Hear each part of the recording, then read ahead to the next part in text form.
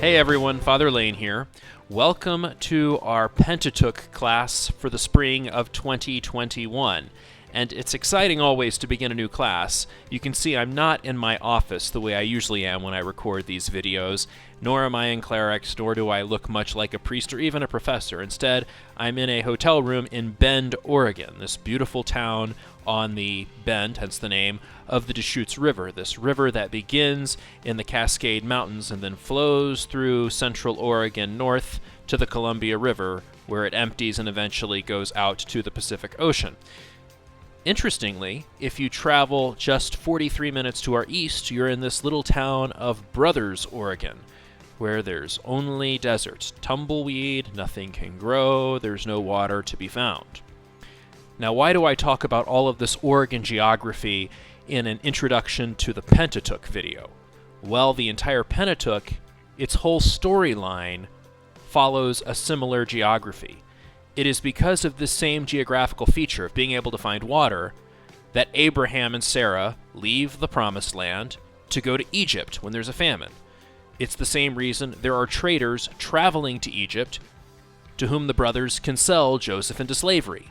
It's the reason why Jacob and his sons travel to Egypt to be reunited with Joseph during a famine, and it explains a lot of the wanderings of the people after they've left slavery in Egypt and are on their way to the Promised Land.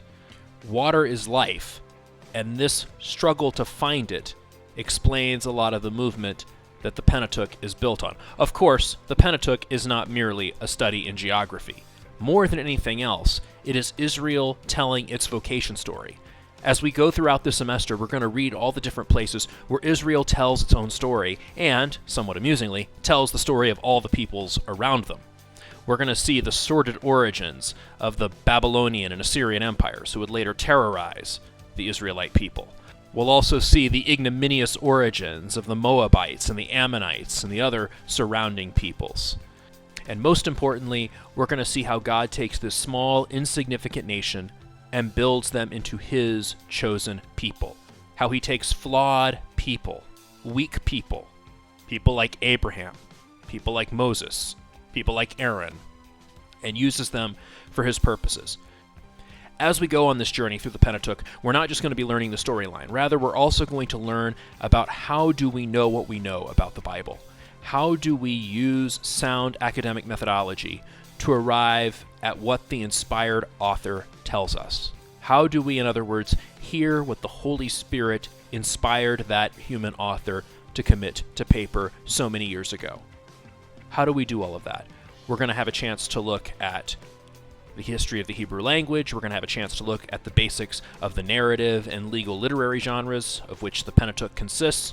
We're also going to have the opportunity to hear about how different scholars reach different conclusions and a little bit about how the Pentateuch came to be. We're going to do all of this using a seminar-style format, where we're going to have readings for each week, and we're going to spend most of our class time discussing them. I use what we call a flipped classroom approach, where the lectures will be here on YouTube. Most of the passive learning, the lecture and the reading, you'll do outside of class. But then when we come together in class is when we're going to debate and figure out what does this text mean. Each of you is going to have an opportunity to study a pericope, a passage within the Pentateuch, and present it to the entire class, and indeed teach the class for a good 20-25 minutes. In doing so, you're going to learn not just how to study the Pentateuch, but how to present effectively to a general audience. It's going to be a lot of fun. I look forward to having you this semester. As we go through all of this, read well and pray well.